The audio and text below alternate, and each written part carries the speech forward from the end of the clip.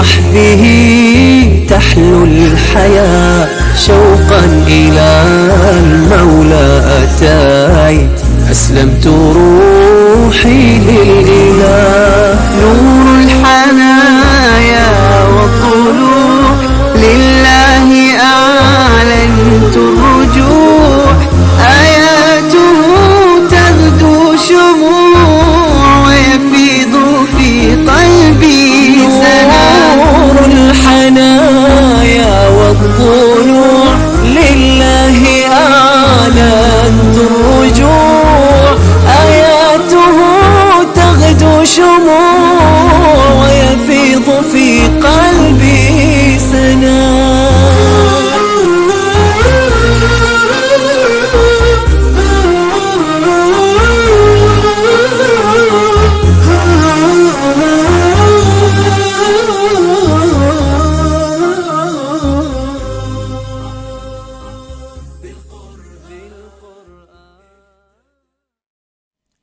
Bismillahirrahmanirrahim. Alhamdulillahi Rabbil Alamin.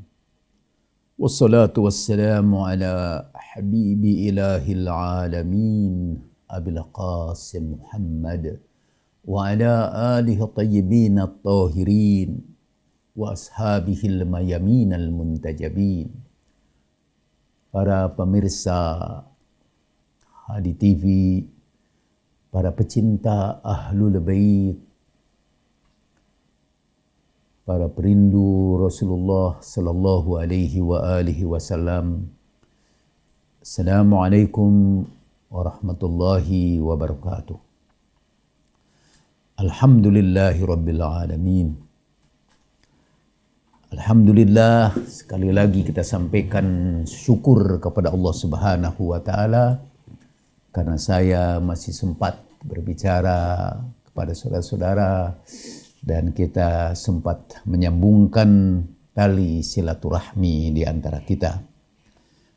Para pemirsa Hadi TV yang dimuliakan Allah Subhanahu wa Ta'ala.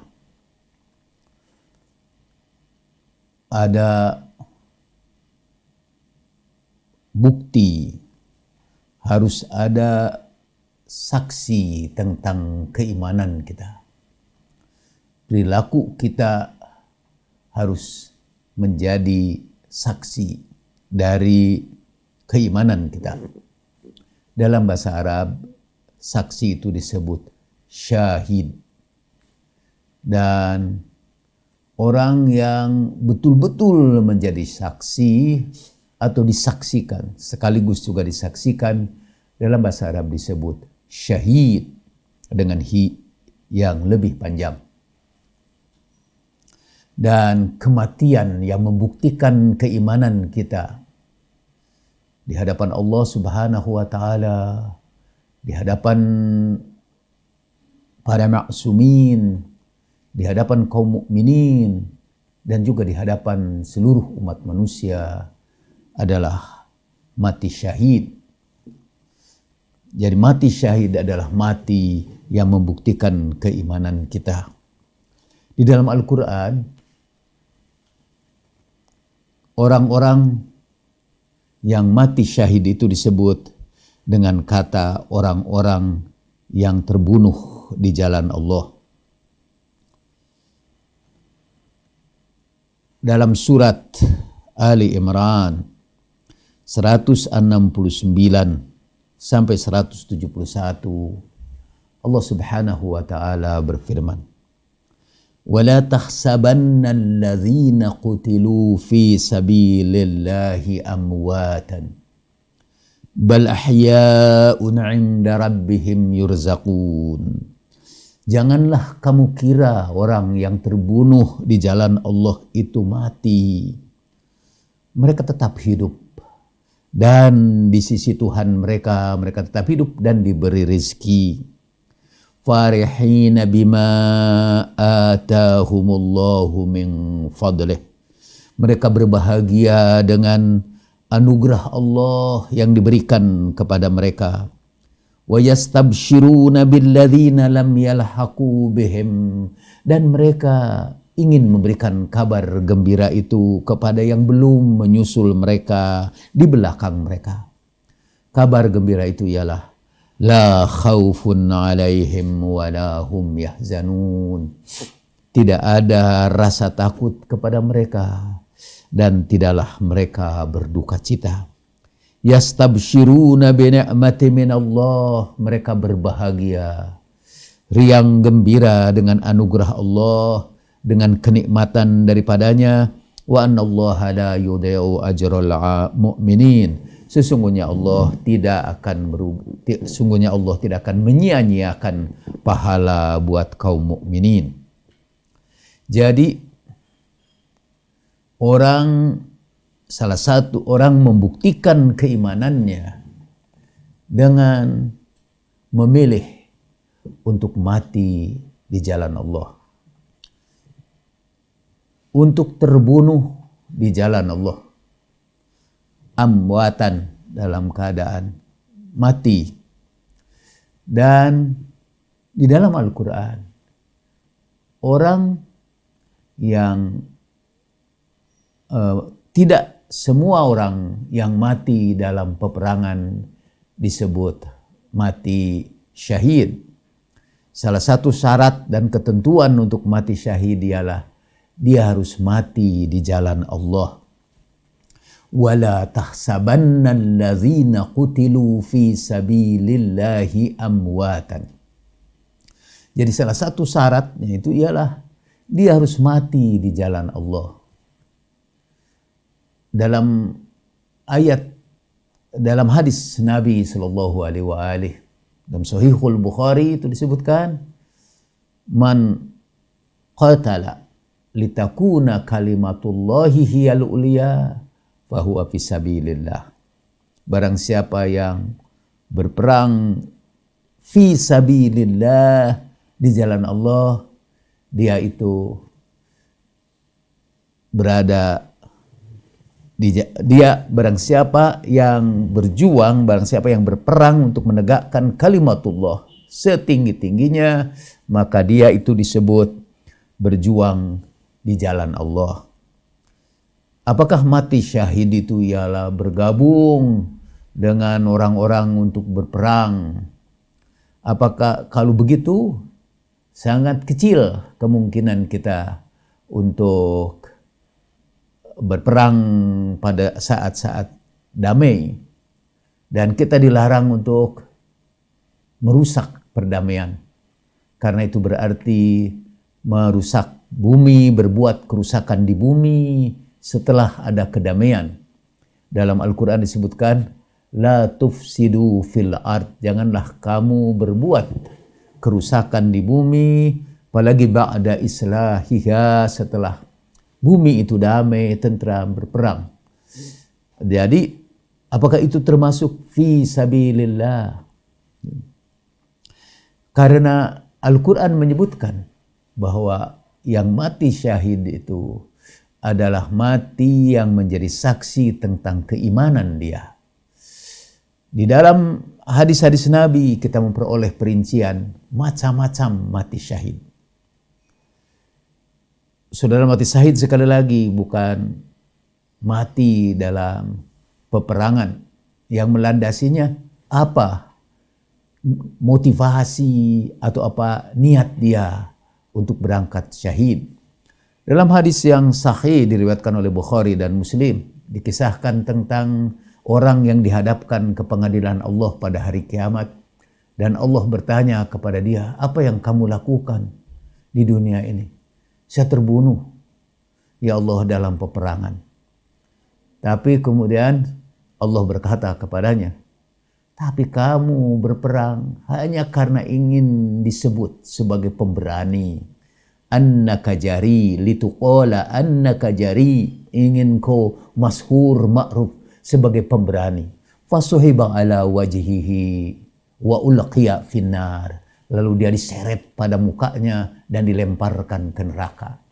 Dia mati di dalam peperangan, tapi motif utamanya ialah untuk keberanian, untuk kepahlawanan agar dia dilulukan sebagai pahlawan, sebagai pemberani. Dia tidak mati fi sabilillah. Dalam syarah Muslim dari Imam Nawawi dikisahkan tentang seseorang yang datang menemui Nabi sallallahu alaihi wa alihi. Anna rajulan jaa ila Rasulillah sallallahu alaihi wa alihi wasallam faqala ya Rasulullah ara'aita in jaa rajulun yuridu akhdha mali. Ya Rasulullah, bagaimana menurutmu kalau ada orang datang kepada aku dan mau merampas hartaku? Kata Rasulullah sallallahu alaihi wa alihi, fala tu'tih malak, jangan kamu berikan hartamu. Ara'aita in qatalani, tapi gimana kalau dia memerangiku, kalau dia mau membunuhku? Qala qatilhu, kamu lawan dia. Ara'aita in qatalani, gimana kalau dia akhirnya membunuh aku? Fa anta syahid, kata Rasulullah, kamu syahid. Ara'aita in qataltuh, bagaimana menurut pendapatmu kalau aku yang membunuh dia? Wa finnar, dia di neraka. Jadi orang yang mempertahankan hartanya karena ada orang yang merampoknya, kemudian dia mati, dia mati syahid. Tapi kalau dia berhasil membunuh para perampoknya, perampoknya itu masuk neraka. Wa in qatalani, bagaimana kalau dia membunuhku? Kata Rasulullah, fa anta syahid. Gimana kalau aku membunuh dia? Maka dia masuk neraka, kata Rasulullah sallallahu alaihi wa alihi wasallam. Saya diingatkan para pemirsa HD TV yang mulia pada sebuah peristiwa ketika pada zaman Abu Dzar, penguasa yang mengatasnamakan Islam dan menyebut dirinya Amirul Mukminin, membangun rumah yang megah, membangun gedung-gedung dan istana-istana yang mempertontonkan kemewahan hidup mereka. Lalu sementara sebagian besar orang dalam keadaan miskin, dalam keadaan kekurangan, Abu Dzar pergi ke pasar dan dia membaca ayat Al-Quran, innal ladzina yaknizuna adh-dhahaba wal fiddata wa la yunfiqunaha fi sabilillah fabashshirhum bi'adzabin alim. Sesungguhnya orang-orang yang menumpuk-numpuk harta dan tidak menginfakkannya di jalan Allah, menumpuk emas dan perak tidak menginfakkannya di jalan Allah, gembirakan mereka dengan azab yang pedih. Saudara,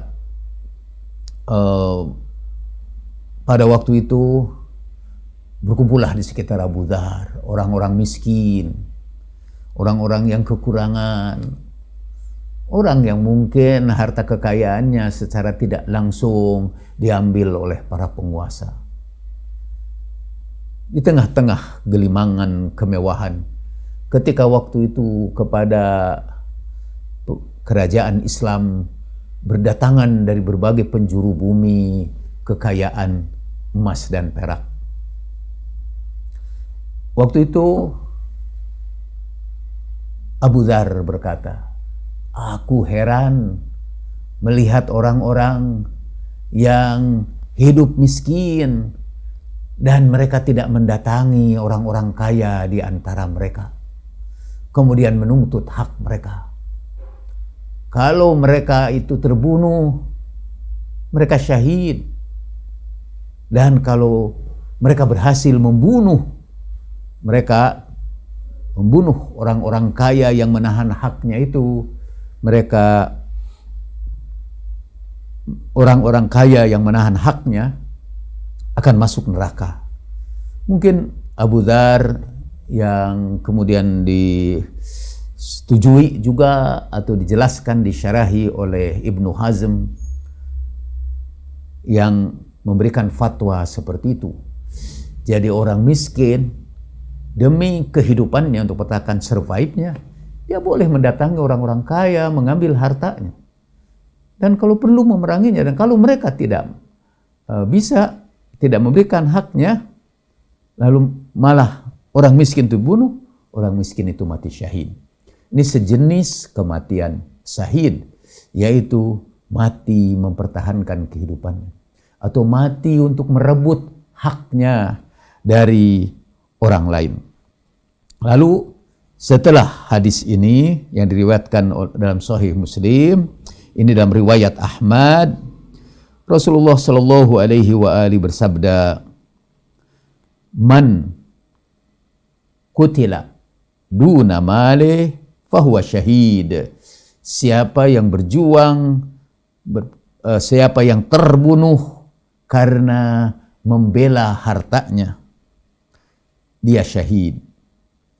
Barang siapa yang terbunuh, man kutila duna ahle, siapa yang terbunuh karena membela kehormatan keluarganya, karena membela keluarganya di dalam kebenaran, fahuwa syahid, dia syahid. Wa man kutila duna dini, dan ini yang biasa populer, barang siapa yang terbunuh karena membela agamanya, fahuwa syahid. Tapi di sini tempatkan bahwa yang syahid bukan hanya yang membela agamanya saja, atau yang membela apa yang mereka pandang sebagai keyakinan agamanya, itu dihitung syahid. Wa man kutila duna dami fahuwa syahid. Tapi kalau dia yang terbunuh, dia melawan orang yang mau merenggut nyawanya, dan dia melawan sampai detik yang terakhir sampai terbunuh, maka dia juga syahid. Bisa termasuk itu membela hartanya adalah orang-orang yang syahid ketika mencari nafkah.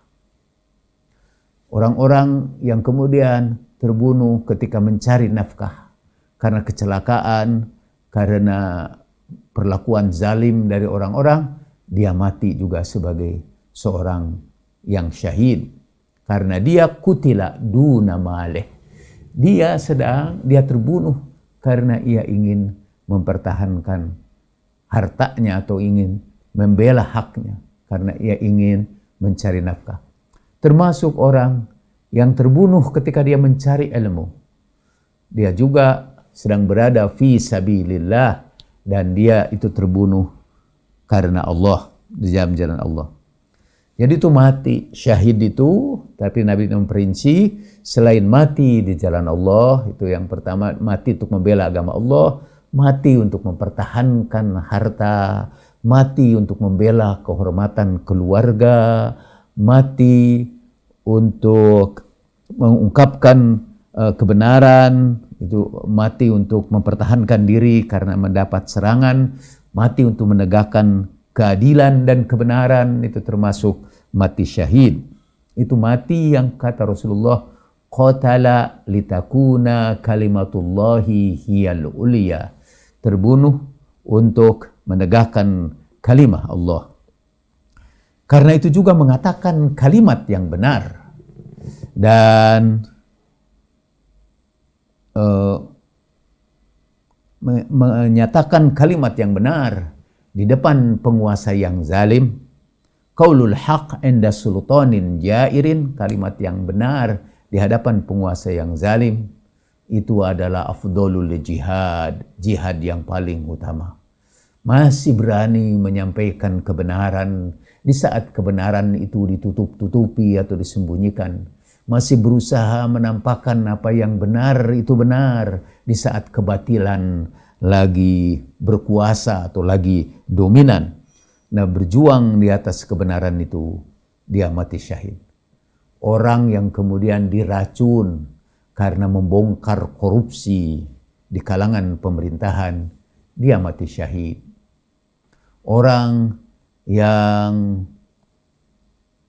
aktivis-aktivis yang berada di daerah-daerah dan membongkar kezaliman yang dilakukan oleh para penguasa, kemudian mereka dianiaya dan terbunuh, dia syahid. Termasuk dahulu pernah saya membuat sebuah puisi untuk Marsina, seorang aktivis buruh yang menuntut haknya. Tapi kemudian dia diculik, dianiaya, dan dilemparkan ke dalam kolam. Buat saya, dia juga seorang syahid. Tidak heran kalau saya dengar setelah itu, ketika kuburannya dibongkar kembali, dari jenazahnya masih terpancar wewangian surgawi. Dan itu adalah meyakinkan saya bahwa ia mati syahid karena ia berjuang seperti sabda Nabi untuk mempertahankan haknya, untuk membela haknya. Mungkin termasuk juga ada yang disebut syahid hai, orang yang syahid tapi masih hidup. Artinya dia kehidupannya itu menjadi saksi dari perjuangan dia dalam menegakkan kebenaran. Kesengsaraannya, penderitaannya menjadi bukti dari kesyahidannya. Dia syahid yang hidup. Satu hari di zaman Abdullah ibnu Mas'ud, para penguasa yang banyak melakukan kezaliman didekati oleh para penjilat. Para penjilat berusaha mendekati penguasa itu dengan menjual imannya. Dia menjual akhiratnya untuk dunianya.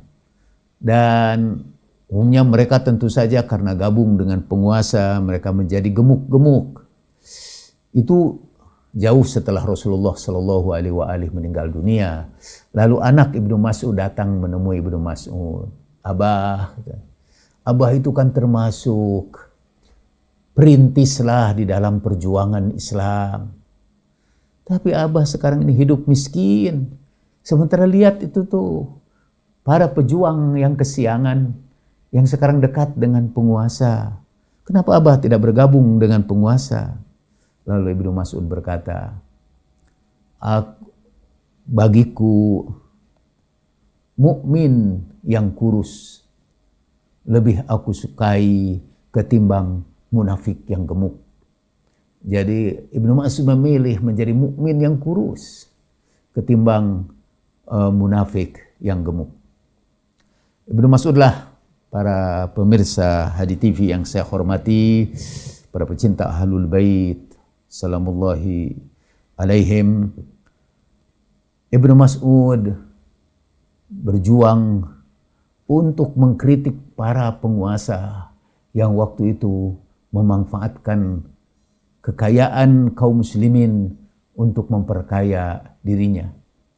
Ia pernah diangkat sebagai badan logistik pada zaman ketika gubernurnya adalah Walid bin Uqbah bin Abi Mu'ayyid.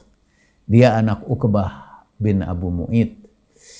Walid bin Uqbah adalah salah seorang tokoh yang namanya diabadikan dalam Al-Quran, atau gelarannya dalam Al-Quran diabadikan sebagai fasik. Ketika ia menantang Imam Ali, ini Walid bin Uqbah itu dengan mengatakan bahwa aku adalah orang yang paling banyak kekayaan dan paling penuh keberanian. Lalu Imam Ali membacakan ayat, afaman kana mu'minan kaman kana fasiqan la yastawun. Apakah sama orang yang mukmin yaitu Imam Ali dengan orang fasik yaitu Uqbah bin Abi Mu'ayyid? La yastawun, tentu tidak sama sekali. Dia juga yang pernah, mungkin tokoh pertama yang bikin hoax di zaman Nabi Shallallahu Alaihi Wasallam. Dia disuruh untuk menagih zakat pada satu kaum. Tetapi kemudian dia beritahukan bahwa kaum itu mau melawan Nabi, mau memerangi Nabi karena ditagih zakat. Dia melaporkannya kepada Nabi. Hampir-hampir terjadi peperangan di antara kaum mukminin.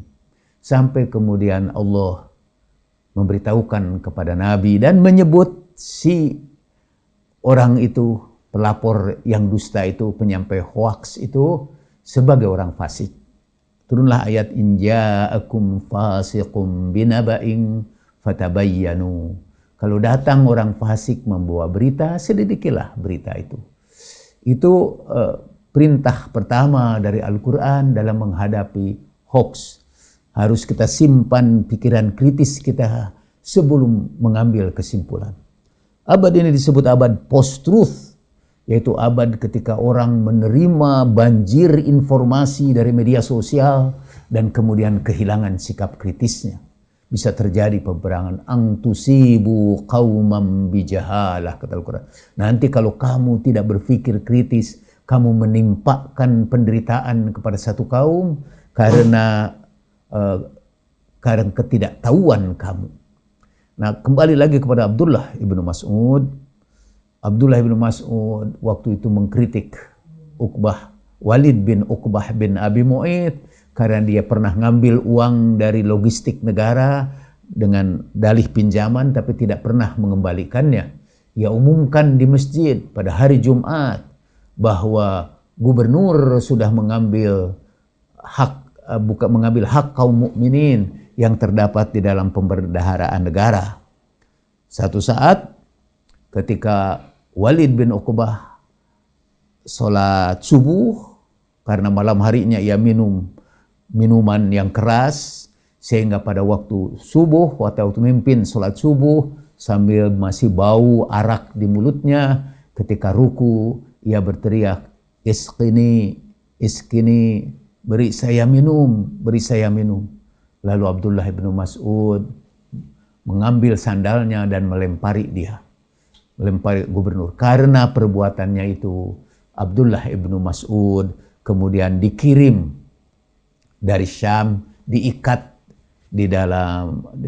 pada untanya dan kemudian dibawa persis ke Madinah, dibawa persis pada hari Jumat, dan Abdullah ibnu Mas'ud masuk ke masjid masih dalam keadaan yang sangat kelelahan. Lalu karena Ibnu Mas'ud itu tubuhnya pendek, waktu itu khotib Jumat berkata, laqad ja'at ilaikum duwaibatus su', telah datang kepada kalian kutu busuk, yamshi wa yaqi, dia jalan sambil muntah-muntah.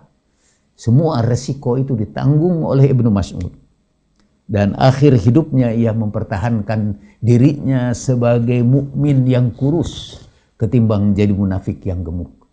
Abdullah bin Mas'ud mati syahid karena ia mati dalam mempertahankan kebenaran.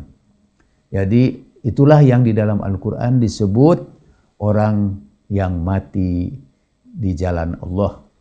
Orang yang matinya untuk menegakkan kalimatullahi yal ulia. Saya ingin ulangi lagi sabda Nabi sallallahu alaihi wasallam itu. Barang siapa yang terbunuh man kutila, barang siapa yang terbunuh karena membela hartanya, man kutila duna male fahuwa syahid. Barang siapa yang terbunuh karena membela hartanya, dia syahid. Dalam riwayat lain juga, man kutila duna irdih, barang siapa yang terbunuh karena membela kehormatannya, dia mati syahid.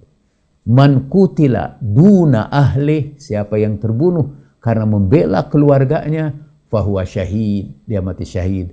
Man kutila, barang siapa yang terbunuh duna dami, karena mempertahankan darahnya, mempertahankan hidupnya untuk survive-nya, maka dia juga terbunuh, maka dia juga dihitung syahid. Man kutila duna dami, artinya mempertahankan dirinya.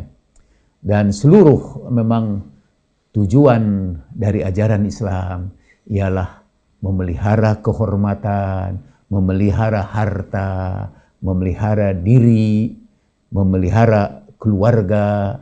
Itu yang sering oleh para ulama disebut sebagai al-maqasid asy-syar'iyyah. Jadi tujuan-tujuan dari syariat. Buat kita kematian syahid sekali lagi adalah kematian dalam mempertahankan iman sampai detik yang terakhir. Mempertahankan iman itu antara lain dibuktikan dengan mempertahankan hartanya, mempertahankan keluarganya, mempertahankan kehormatannya, mempertahankan agamanya, dan mempertahankan survival hidupnya dengan niat semata-mata karena untuk mengikuti dan menjalani kehidupan sebagaimana yang diajarkan Allah Subhanahu wa taala. Wa ma taufiqi illa billah, alaihi tawakkaltu wa ilaihi unib. Wassalamualaikum warahmatullahi wabarakatuh.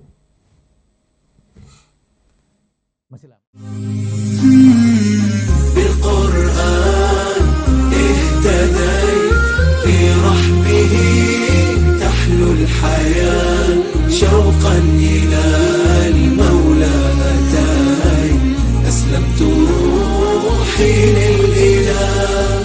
بالقرآن اهتديت في رحبه تحلو الحياة شوقا إلى المولى أتيت أسلمت روحي للإله. نور